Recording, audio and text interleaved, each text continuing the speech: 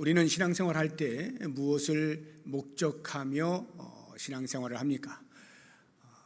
이 땅을 사는 동안에 좀 마음의 안정을 얻고 나름대로 종교 생활을 한다라고 하는 사회 문화적으로 사람들에게 그럴듯하게 보이고, 또는 조금 더 좋다고 하면 내가 원하는 바를 신이 들어주어서 소원도 성취하고 이 정도를 만약에 신앙생활을 하는 것이다 라고 본다면 이것은 기독교가 이야기하고 있는 신앙생활은 아닐 것입니다. 여러분 가운데는 그런 분이 많지 않을 거예요.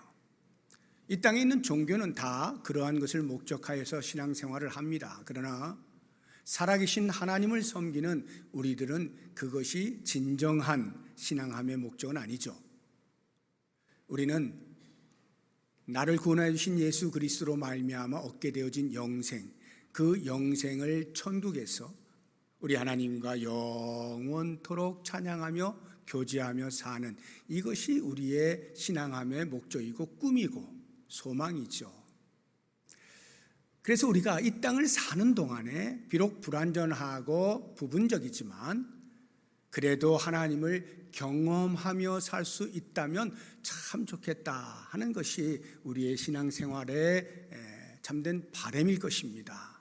그런 면에서 우리가 어떻게 하면 하나님을 경험하며 살 수 있는가 하는 부분들을 여러 가지 방편을 말씀을 드리면, 무엇보다 먼저 하나님의 말씀을 통하여 우리가 하나님을 경험할 수 있겠죠. 말씀 안에 담겨 있는 하나님의 마음과 하나님의 뜻, 이런 것들을 헤아리면서 하나님과 경험할 수가 있을 것입니다. 또는 기도 생활을 통하여서 하나님을 경험할 수도 있죠. 하나님 앞에 나아가서 간절한 마음으로 기도하면서 하나님과 통하게 되어질 때 우리는 하나님을 경험할 수가 있습니다. 또는 사람과의 대화를 통해서, 또는 우리의 주변에서 일어나는 어떤 사건, 상황을 바라보면서도 하나님을 경험할 수가 있고요. 심지어는 자연을 통해서도 높은 산과 넓은 바다를 바라보면서 하나님의 살아계심을 경험하고 하나님을 경험하는 그러한 일들이 있을 수가 있습니다. 그런데 오늘 제가 여러분과 함께 생각해 보려고 하는 것은 사도 요한이 또 하나의 다른 방편을 우리에게 소개해 주고 있어서 그것을 여러분과 함께 묵상을 해보려고 하는데, 하나님을 경험할 수 있는 또 하나의 아주 좋은 방편, 그것은 곧 형제 사랑입니다. 여기 형제 사랑이라고 하는 것은 우리 신앙 공동체 안에 있는 성도와 성도 사이의 사랑을 말하는 것입니다. 이 부분에 대해서 사도 요한이 12절에 이렇게 우리에게 이야기하고 있습니다. 어느 때나 하나님을 본 사람이 없으되. 우리가 하나님을 눈으로 볼 수 있다고 하면 하나님을 경험하는 것이 훨씬 쉽겠죠. 그런데 보이지 아니하시는 거예요. 그래서 하나님을 경험한다는 것이 쉬운 이야기가 아닌데, 그 다음 보시게 되면 만일 우리가 서로 사랑하면, 성도와 성도가 서로 사랑하면 하나님이 우리 안에 거하시고 하나님과 내가 연합하게 되어진단 말이죠. 그의 사랑이 우리 안에 온전히 이루어지느니라. 형제의 사랑을 통하여 우리는 하나님을 경험할 수 있음을 사도 요한이 이야기해 주고 있는 겁니다. 그래서 오늘 본문 말씀 첫 출발인 7절을 보면 요한이 그 당시 신앙 공동체 성도들에게 이렇게 권면하는 거예요. 사랑하는 자들아, 우리가 서로 사랑하자 이야기합니다. 그런데 지금 우리가 4장을 보고 있잖아요. 앞선 3장에도 보면 형제 사랑에 대해서 아주 구체적으로 사도 요한이 이미 이야기를 했어요. 저도 설교를 했고요. 그럼에도 불구하고 요한이 또다시 뒤에 와서 형제 사랑을 또 이야기하고 우리가 서로 사랑하자라고 말하고 있는 것을 보면 형제 사랑이 생각보다 쉽지는 않구나 하는 것을 알 수 있어요. 그래서 요한이 반복하여서 권면을 하고 있는 것이죠. 쉽지 않다고 해서 불가능한 이야기는 아닙니다. 우리는 전부 사랑할 수 있는 능력을 소유한 사람입니다. 이것을 사도 요한이 두 가지로 증명을 해주고 있는데, 그 첫 번째 증명이 우리는 다 하나님께로부터 난 사람입니다 하는 거예요. 다시 7절을 보십시오.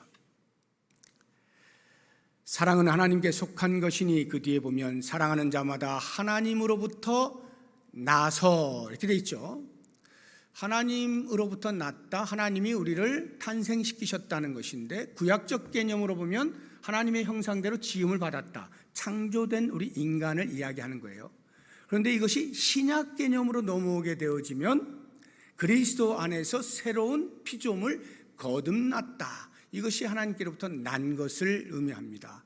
그러면 구약에 이미 하나님께로부터 난 개념이 있는데 왜 굳이 다시 신약에 와서 또 다른 의미의 하나님께로 남, 거듭남, 새로운 피조물이라고 하는 개념을 이야기하고 있을까? 그것은요, 이 구약과 신약 사이에 죄라고 하는 것이 들어와서, 즉 우리가 하나님으로부터 창조되어진 그때 이후 죄가 들어오게 되면서 하나님의 형상이 일그러졌기 때문에 그렇습니다. 죄는요, 사랑을 막아요. 신적 사랑을 할 수 있도록 하지 않습니다. 죄가 막아서고 있습니다. 아담과 하와를 보시게 되면 하나님께서 하와를 만들어서 아담에게로 보내실 때 아담이 하와를 보고 뭐라고 표현합니까? 이는 내 뼈 중에 뼈요 살 중에 살이라. 이보다 더 놀라운 사랑의 고백이 어디 있어요? 기가 막힌 사랑의 고백을 하지 않습니까? 그런데 죄가 들어오잖아요. 그 다음 어떻게 변하죠? 하나님께서 야, 이 선악을 알게 하는 나무의 실과 누가 따먹었어? 하니까 아담이 말하잖아요. 하나님께서 나에게 보내주신 저 하와가 나에게 먹으라고 했습니다 하고 책임을 전가하잖아요. 전혀 사랑과 다른 그러한 모습을 보이는 거예요. 죄 때문에 그러한 것입니다. 그 아들 가인과 아벨은 어떻습니까? 형제잖아요. 당연히 서로 사랑해야죠. 그런데 사랑하는 것 대신에 형이 아우를 질투합니다. 급기야는 살인을 저지릅니다. 죄는 사랑을 하지 못하게 만들어요. 그 다음에 나타나는 인간 역사 속에서의 모든 것은 전쟁이라고 표현해도 다르지 않습니다. 과거로부터 지금까지 계속 전쟁이 일어나잖아요. 나라와 나라가 싸울 뿐만 아니라 한 나라 안에서 같은 동족이 서로 치고 받고 싸우잖아요. 이 모든 것이 사랑할 수 없게 만드는 죄로 말미암은 거예요. 그런데 그 죄를 우리 예수님께서 십자가에서 속량 해결해 주시잖아요. 그래서 죄 사함을 받은 새로운 사람으로 거듭나게 되지 않습니까? 새롭게 태어나게 된 거예요. 그렇게 되면서 하나님의 형상이 회복이 되는 거죠. 하나님의 형상대로 지음받은 우리 인간은 서로 사랑할 수 있는 능력을 부여받았는데 그것이 죄로 인하여 막혀 있다가 다시 죄 사함을 받고 거듭나게 되었을 때에 그 하나님의 일그러진 형상이 회복되어짐으로 다시금 우리가 사랑할 수 있는 능력을 갖게 되었다는 말, 이것이 바로 하나님으로부터 났다는 거예요. 하나님으로 난 사람은 형제 사랑이 가능한 것입니다. 두 번째 가능한 이유를 사도 요한이 설명하는 것은 우리가 하나님을 알기 때문이라고 말하고 있습니다. 다시 7절을 보시게 되면 뒷부분에 사랑하는 자마다 하나님으로부터 나서 그 다음 하나님을 알고 이렇게 돼 있죠. 하나님을 안다. 여러분 하나님을 어떻게 알고 계십니까? 여기 하나님을 안다는 것은 여러 이야기를 할 수 있지만 사랑에 초점을 맞춰서 우리가 이야기한다면 하나님이 사랑이심을 안다는 의미입니다. 사랑이 하나님께 속하였을 뿐만 아니라 하나님 당신이 사랑이시다, 이렇게 표현하고 있는 거예요. 사랑은요 하나님의 속성 가운데 하나예요. 그런데 단순히 지금 하나님의 속성 가운데 하나로서 소개하고 있는 게 아닙니다.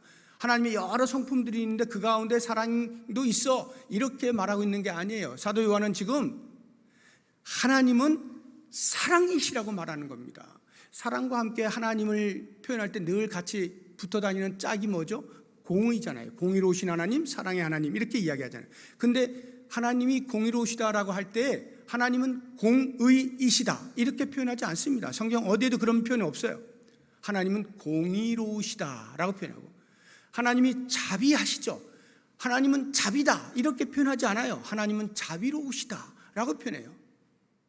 그런데 유독 사랑에 있어서만큼은 하나님은 사랑이 많으신 분인데 하나님은 사랑이시다 이렇게 정의를 내리고 있는 것입니다. 그 이야기는 하나님의 존재의 본질을 이야기하는 거예요. 사랑은 하나님 존재의 본질이라고 말하고 있는 것입니다. 근데 하나님 존재의 본질이라고 말을 할 때 그 사랑에 대해서 하나님은 사랑이시다라는 말을 들으면 그 당시에 요한 공동체의 성도들이 들을 때 이해가 되는 듯 하면서도 손에 잡히질 않죠. 눈에 보이질 않아요. 왜냐하면 이것이 형이상학적인 개념이거든요. 관념적인 개념이에요. 그래서 하나님은 사랑이시다? 이게 뭘 말하는 거지?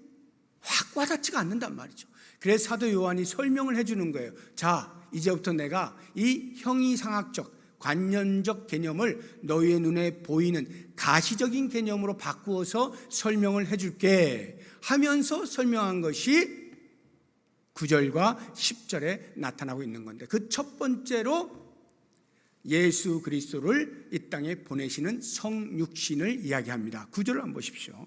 하나님의 사랑이 우리에게 이렇게 나타난 바 되었으니 하나님이 자기의 독생자를 세상에 보내심은 그로 말미암아 우리를 살리려 하심이라.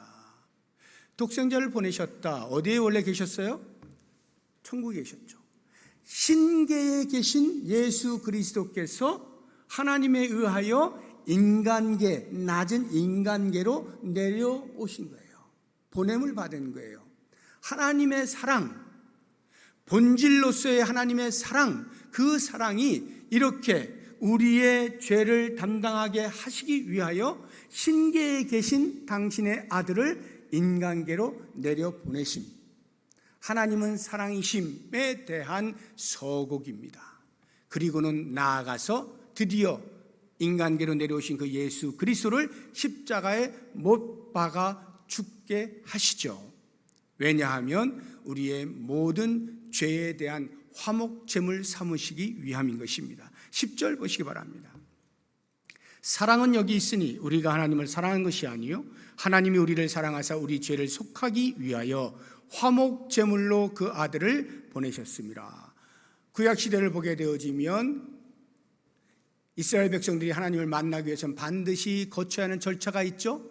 죄 있는 인간이 거룩하신 하나님 앞에 나아가지 못하니까 동물을 잡아 그 피를 흘리게 함으로 모든 인간의 죄를 일시적으로 전가시켜서 죄 없음의 상태로 상징적 그러한 절차를 통하여 하나님 앞에 나아갈 수가 있었는데, 이제 예수 그리스도께서 그 모든 반복되어지는 짐승의 제사를 폐하시고 당신의 몸으로 직접 십자가에서 죽으심으로 하나님과 인간 사이에 막혔던 담, 거룩과 죄가 막혀 있었는데 그것을 허물어 버리는 화목 제물이 되신 거죠.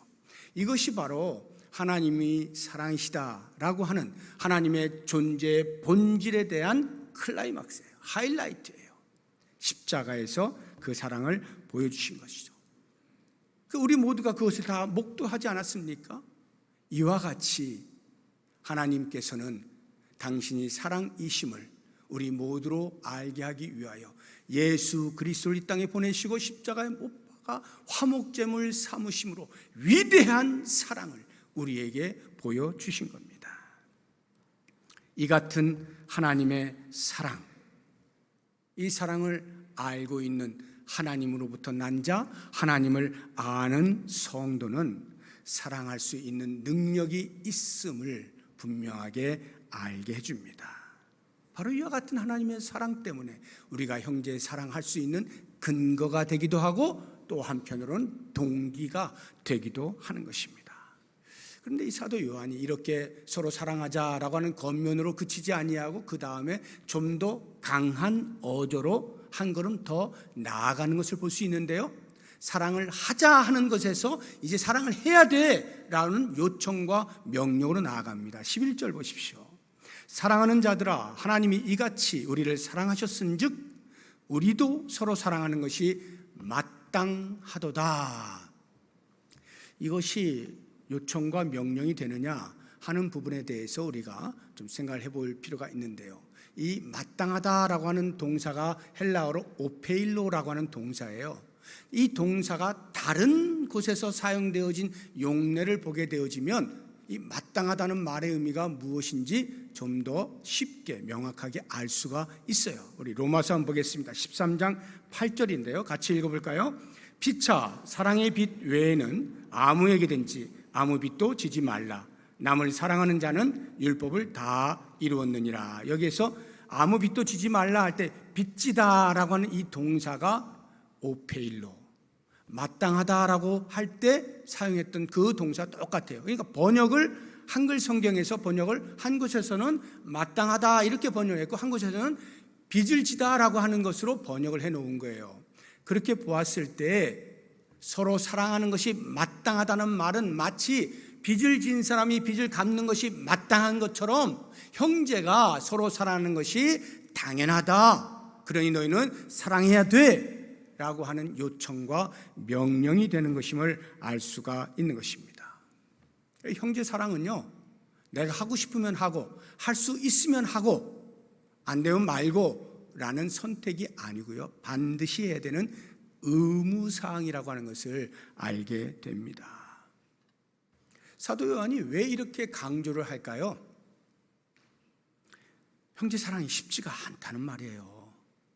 신앙 공동체에 들어오면 말이죠, 별천지에 들어온 것 같이 되어야 될 거 아닙니까? 세상에서는 아무리 별의별 일이 다 일어나도 이 신앙 공동체 안에서 예수를 믿는 사람들이 모였으니까 아름다운 모습만 보여야 될 것 같잖아요. 근데 실제 들어와 보면 어떻습니까?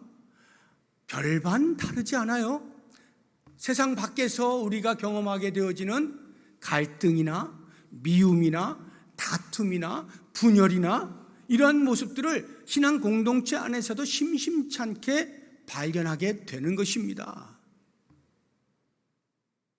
형제 사랑이 쉽지 않아요. 바로 이와 같은 이유 때문에 사도 요한이 강조하는 거예요. 너희들 적당히 사랑하려고 하다가 안 되면 그만두고 포기하고 멈추고 이런 거 하면 안 돼. 계속 형제 사랑해야 돼. 이것은 우리가 선택하는 것이 아니라 의무적으로 해야만 되는 거야 라고 강조를 하고 있는 것입니다. 적극적으로 지속적으로 노력해야 됨을 말하고 있는 거예요. 그러므로 사랑하는 성도 여러분, 우리가 성도잖아요. 하나님으로부터 났잖아요. 거듭났잖아요. 하나님의 형상이 회복되었잖아요. 그리고 하나님을 알잖아요. 하나님이 사랑이셔요. 그렇다고 하면 우리가 마치 빚을 진 자가 빚을 반드시 갚아야 하는 것처럼 우리의 형제를 향하여 사랑해야만 하는 것입니다. 혹시 이 가운데 빚을 져보신 분 계십니까? 모든 분이 다 빚을 지지는 않았겠죠. 그러나 상당수의 분들은 살다 보면 경제적으로 어려울 때가 있기 때문에 부득이하게 빚을 지는 때가 있을 수가 있어요. 어떤 분은 조금, 어떤 분은 많이. 그래서 또 그것을 갚는 행위를 해보신 분도 계실 텐데요. 빚을 갚아보신 분이라면 이 말의 의미가 무엇인지 훨씬 더 생생하게 느껴질 겁니다. 제가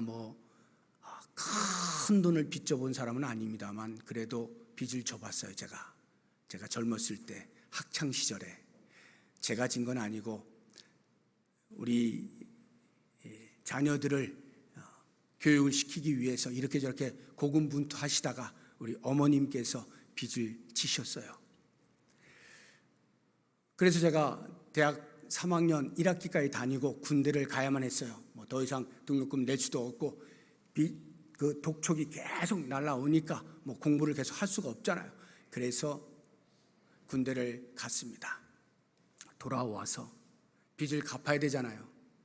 그 채권자들이 아들들이 멀쩡하니까 내가 군대 갔다 올 동안 유예 기간을 주겠다. 군대 갔다 오면 갚어. 이렇게 해서 일정 기간 유예 기간을 받은 거예요. 근데 제대를 했어요. 막막한 겁니다. 빚을 졌으니 무슨 돈이 있겠어요.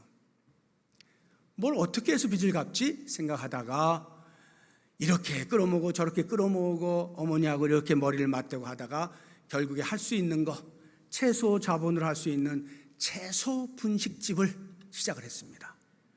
군대 제대하고 테이블 4개 있는 조그만 거기서 시작을 해서요, 빚을 갚아 나가기 시작하는데 1년, 2년 제가 대학 생활하면서 공부하면서 공부 끝나면 수업만 없으면 무조건 달려와서 같이 그 조그마한 테이블 4개 있는 분식집에 따로 방을 하나 이렇게 마련해서 구부리고 누우면 누울 수 있을 만한, 어머니하고 저하고 둘이서 누워서 한 하루에 2시간 정도 잤을까요?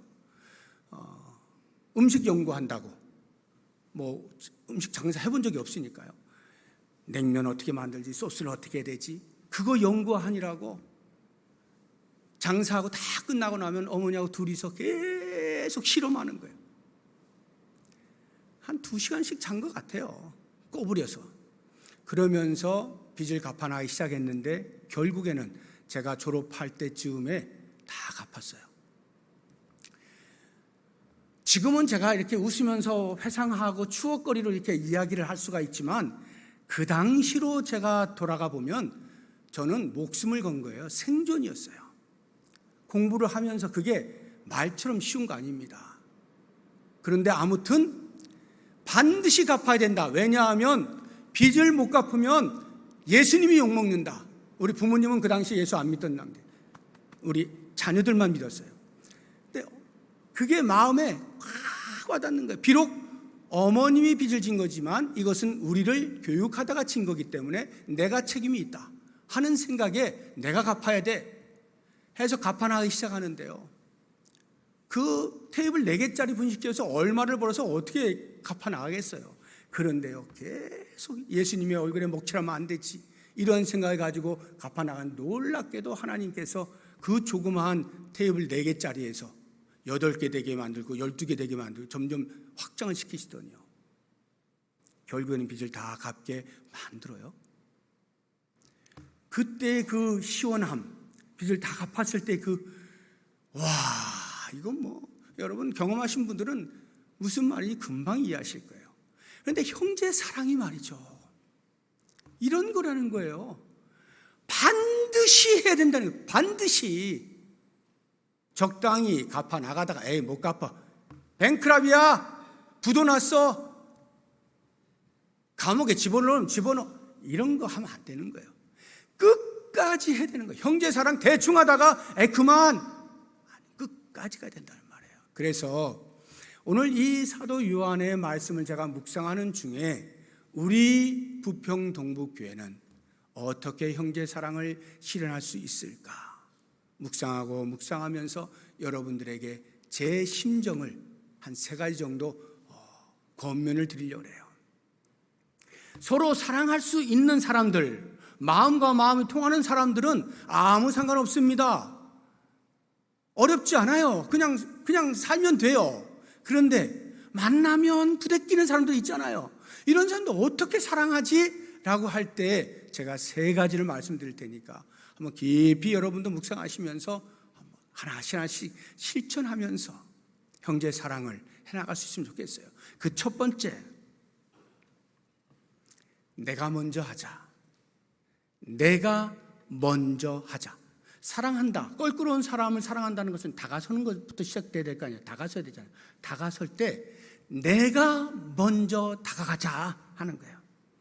근데 이게 왜 잘 안 되느냐면요, 내가 왜 먼저 손을 내밀어야 돼? 내가 잘못한 것도 없는데. 괜히 내가 먼저 다가가다가 저 사람에게 오해를 살 수도 있어.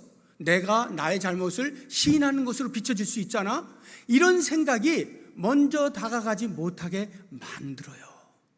근데 여러분, 만약에 우리 예수님께서 우리를 사랑하실 때, 하나님께서 우리를 사랑하실 때 그런 생각으로 하셨다면 결코 우리의 구원은 있을 수가 없는 거죠.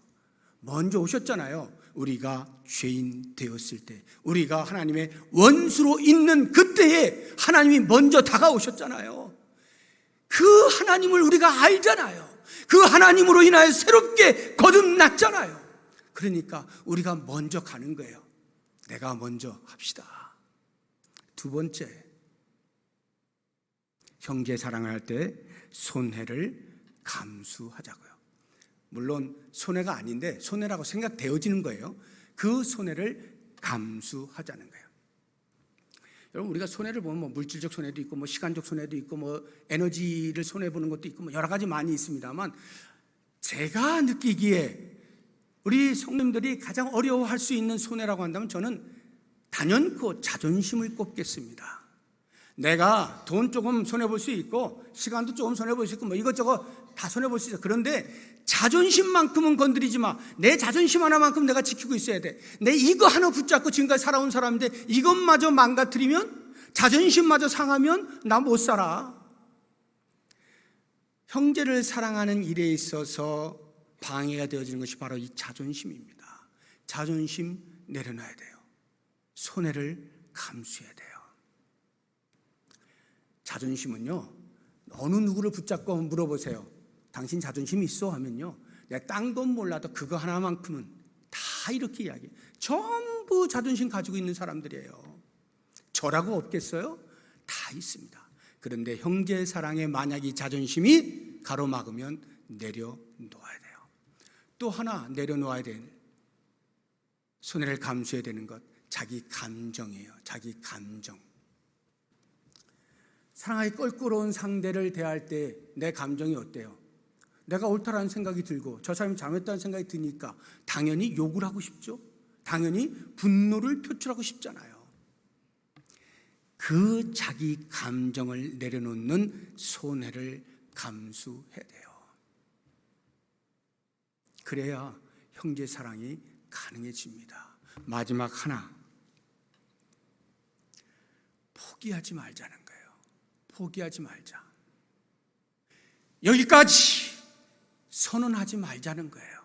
나 할 만큼 했어. 나는 더 이상 할 수는 없어. 난 정말 할 만큼 다 했다. 그 다음부터는 저 사람 문제지 더 이상 나는 어떻게 할 수가 없는 거야 하고 여기까지 선언하지 말라는 말이에요. 포기하지 마십시오. 아우, 괜히 끝까지 간다고 했다가 긁어 부스럼 될 수 있어. 그냥 이럴 때는 놔두는 게 좋아. 방치하지 마시라는 것입니다. 제가 빚 이야기를 했잖아요. 형제 사랑은 빚 갚는 거라고 얘기했잖아요. 빚은 끝까지 갚는 거지 대충 하다가 마는 게 아닙니다. 중간에 멈추는 게 아닙니다. 주님께서 우리에게 보여주신 사랑, 십자가에서 당신의 목숨을 바치는 희생에 이르기까지 우리를 사랑하신 그 사랑에 이르기까지 우리는 계속해서 형제 사랑을 해야 돼요. 노력해야 돼요. 끝까지 가야 됩니다. 끝까지. 그러할 때 놀라운 일이 벌어지는 거예요. 여러분, 제가 말씀을 정리하면서 사랑에 대한 개념을 한번 쉽게 이야기를 해보겠습니다. 보통 우리가 사랑하면요, 약한 것이라고 생각하기 쉬워요. 아유, 그렇게 물러 터져가지고 야, 그러니 차라리 그냥 강하게 살아. 그게 사람들이 나를 얕잡아보지 아니하고 제대로 대해주는 길이야 하고 사랑을 하면, 이 사랑이라고 하는 개념을 약한 개념으로 보기 쉬운데요, 사랑은 약한 것이 아닙니다. 약한 거는요, 밖에서 강한 충동이 오잖아요. 충격이 다가오잖아요. 그러면 이 약한 건 어떻게 돼요? 그냥 부서지는 거예요. 무너져 버립니다. 그래서 상처를 입어요. 괜히 사랑한답시고 이렇게 하다가 외부의 충격을 받고 상처만 입고 끙끙거리는, 이건 사랑하는 게 아니에요. 사랑은 뭐냐? 약한 게 아니라 부드러운 거예요. 부드러운 것은요, 외부의 충격이 올 때 그것을 흡수합니다. 흡수하면요, 충격을 가한 사람이나 충격을 받은 사람이나 그 충격에 큰 영향을 받지 아니하고 충격을 와해시켜버려요. 없애버려요. 그래서 사랑이 가능하게 만드는 거예요. 이게 사랑이에요. 사랑은 부드러운 겁니다. 그러니까 여러분, 나 사랑 노력하다가 상처만 입었어. 그건 잘못하는 거예요. 그건 사랑이 아니에요. 사랑은 받아들이고 흡수하고 없애버리는 거예요. 이와 같은 형제의 사랑을 해나가게 될 때 비로소 우리는 하나님이 어떠한 분이신지 깊이 경험할 수 있어요. 다시 12절 마지막으로 보십시오. 우리 같이 한 목소리 읽어보겠습니다. 어느 때나 하나님을 본 사람이 없으되 만일 우리가 서로 사랑하면 하나님이 우리 안에 거하시고 그의 사랑이 우리 안에 온전히 이루어지느니라.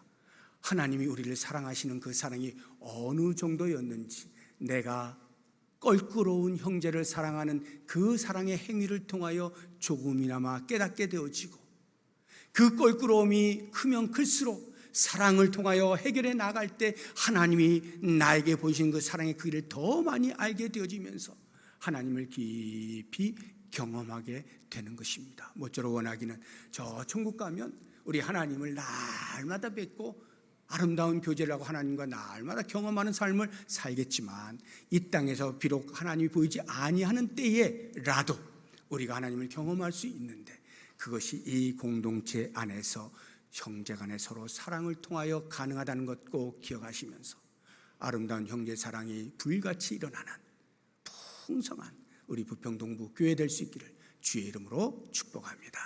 기도하겠습니다.